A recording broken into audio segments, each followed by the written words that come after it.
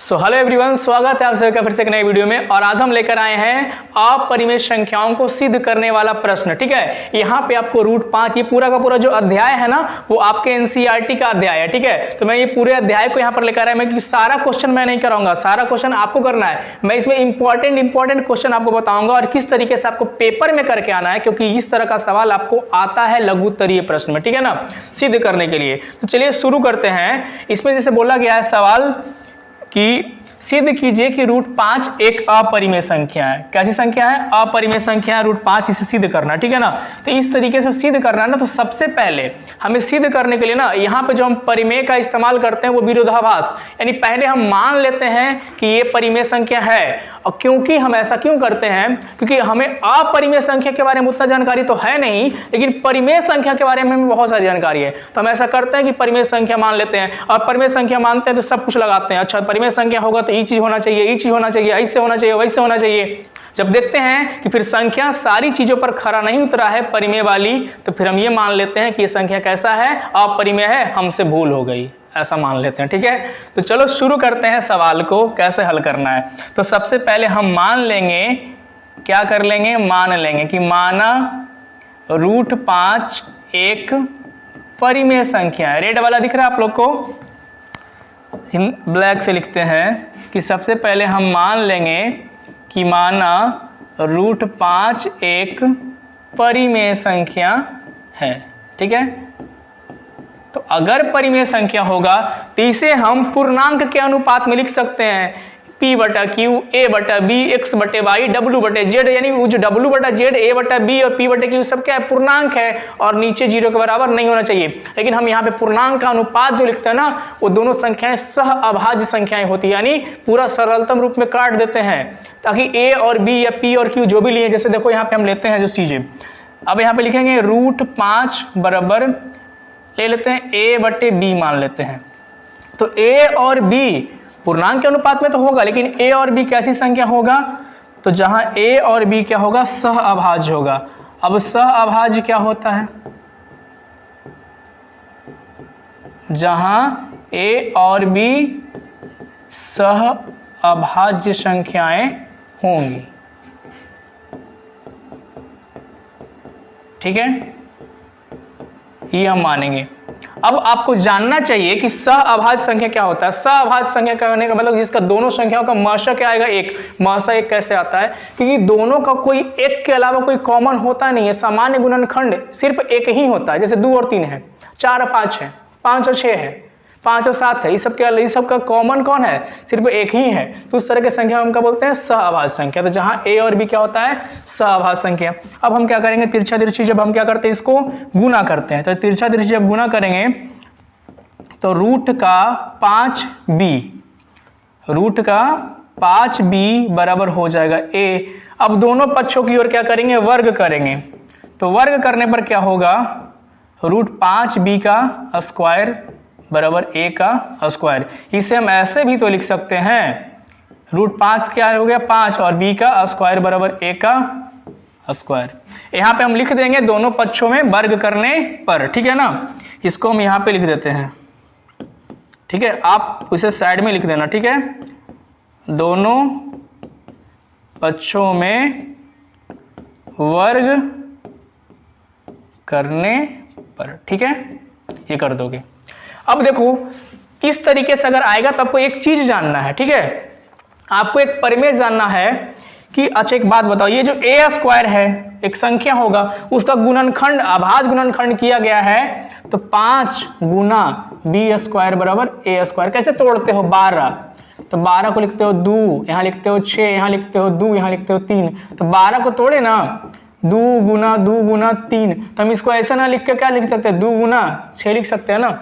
तो ये है 2, और ये पूरा का पूरा कोई संख्या नहीं, 2 को संख्या के गुना में हम तोड़े हैं ना, तो 5 तो हो गया अभाज्य संख्या, और ये भी है, यानी 5 भी A स्क्वायर को विभाजित कर रहा है, और B स्क्वायर को विभाजित कर रहा है। ऐसा मान सकते हैं कि A स्क्वायर का गुणनखंड कौन है, 5 है, यानी 5 A स्क्वायर को विभाजित करता है।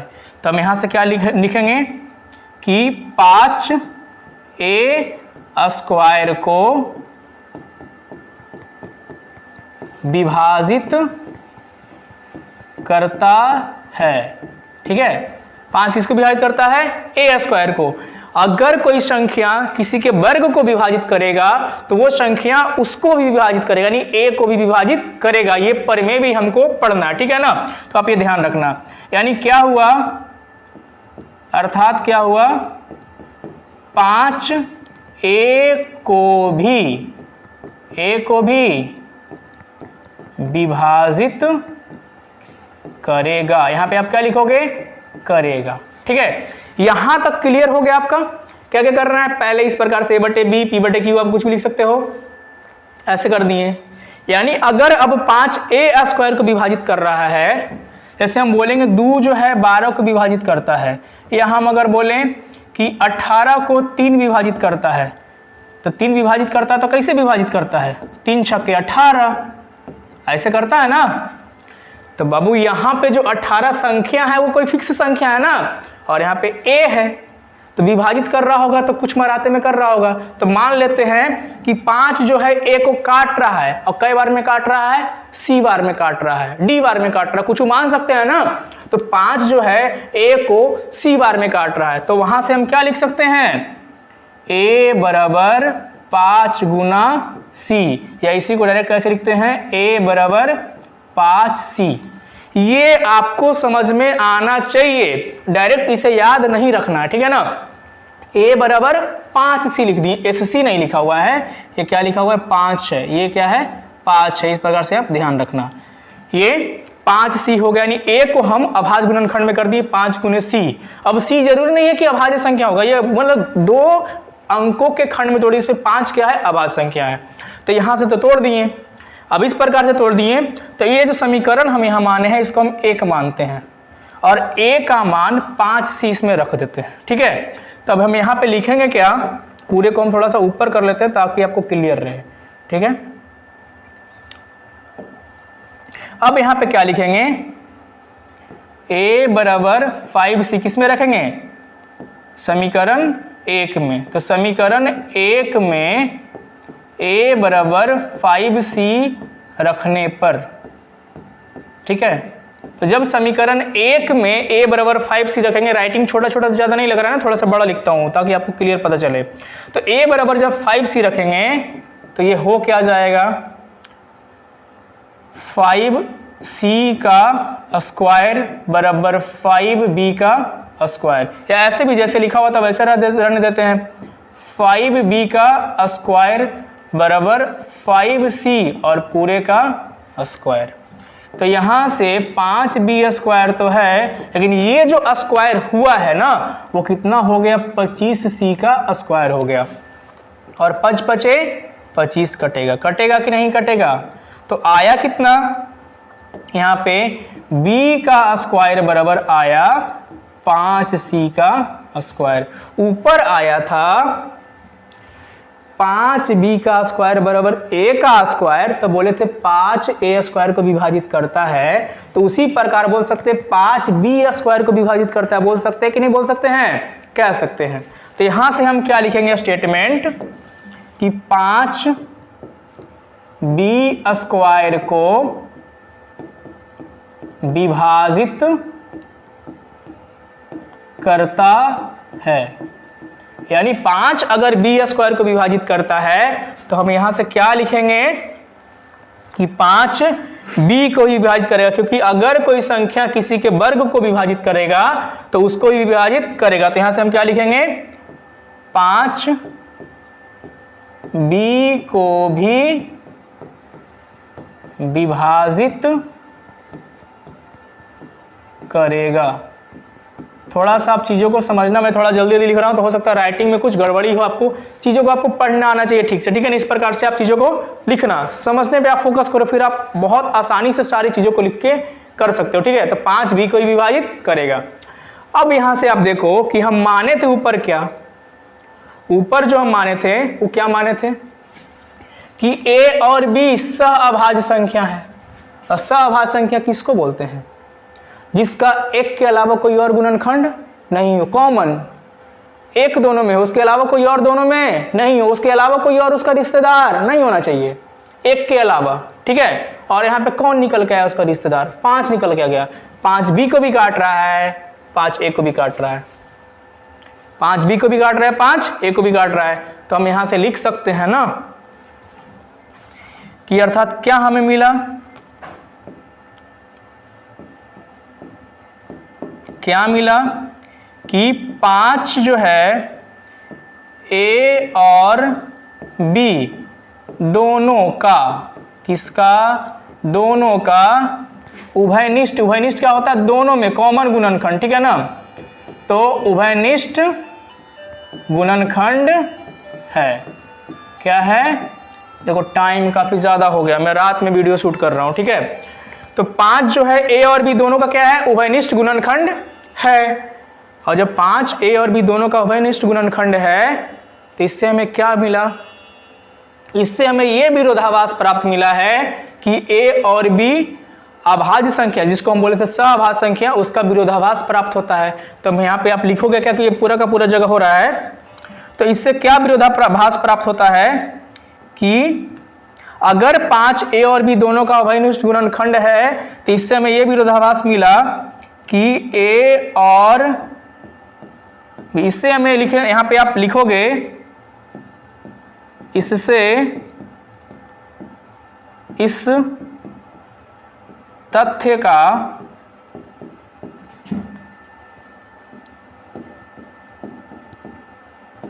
विरोधाभास प्राप्त होता है, ठीक है, प्राप्त होता है कि a और b सहअभाज्य संख्या है, ठीक है, सहअभाज्य संख्या है। थोड़ा नीचे लिखने में बड़ा दिक्कत हो रहा है, आप समझ जाओगे, मैं जो बोल रहा हूं उसे आप नोट कर लो, ठीक है। तो इससे इस तथ्य का विरोधाभास प्राप्त होता है कि a और b कैसा क्या है, सहअभाज्य संख्या है। अब उसके बाद क्या लिखेंगे, हमें यह विरोधाभास इसलिए प्राप्त हुआ क्योंकि हम √5 को क्या माने हैं, परिमेय संख्या माने हैं। अर्थात √5 कैसी संख्या है, अपरिमेय संख्या। मतलब कर लेंगे अगर बोलेंगे कि हमसे गलती हो गया, हमें क्षमा करें, है ना। इस प्रकार से हम सारी चीजों को करेंगे। थोड़ा सा मैं ऊपर लेके आता हूं और इसे पूरा का पूरा आप देख लो, ठीक है।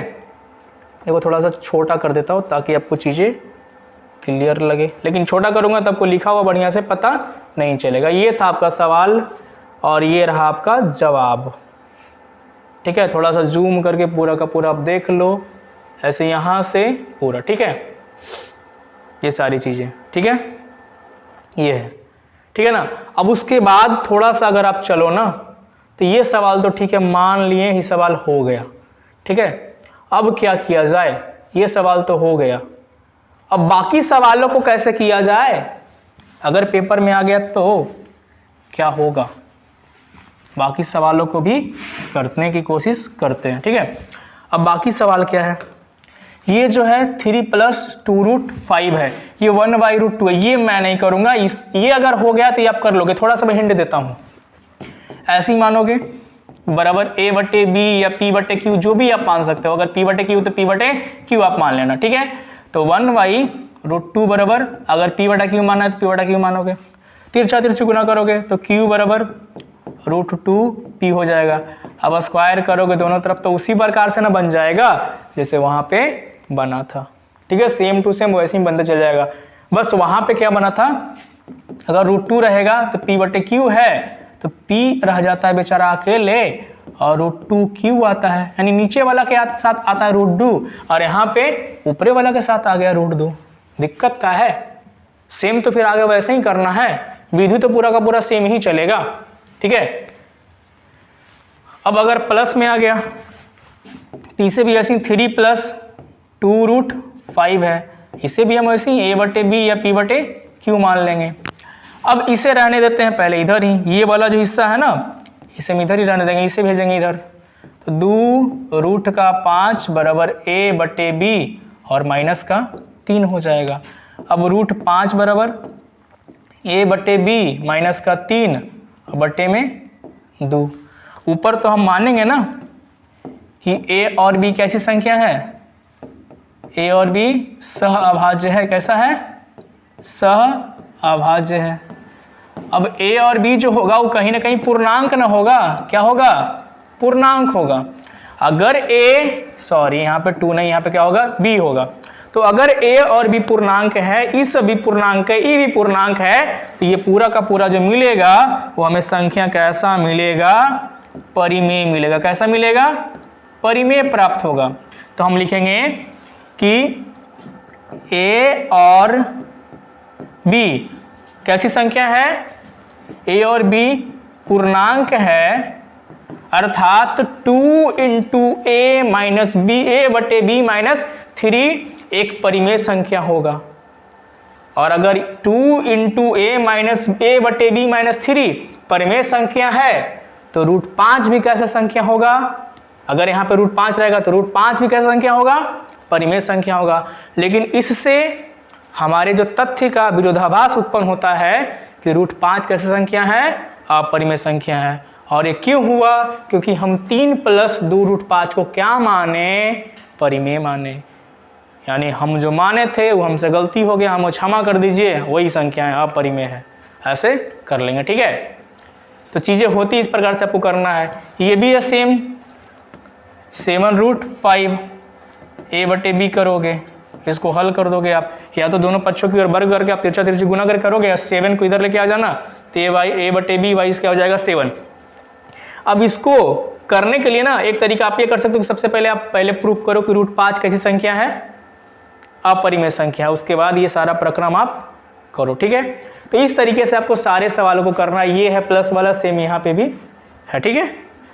तो आई होप आपको ये सारा चीज समझ में आ गया होगा क्लियरली। अगर कोई डाउट रहा होगा तो आप कमेंट करके जरूर बताना, ताकि मैं उसे कोशिश करूंगा अगले वीडियो में सोल्व करने की, ठीक है। तो अगर आपको मेरा ये वीडियो अच्छा लगा हो तो आप वीडियो को लाइक करना। अगर आप मेरे चैनल पर नए हो तो चैनल को सब्सक्राइब कर लेना। मिलेंगे अगले वीडियो में, तब तक के लिए धन्यवाद।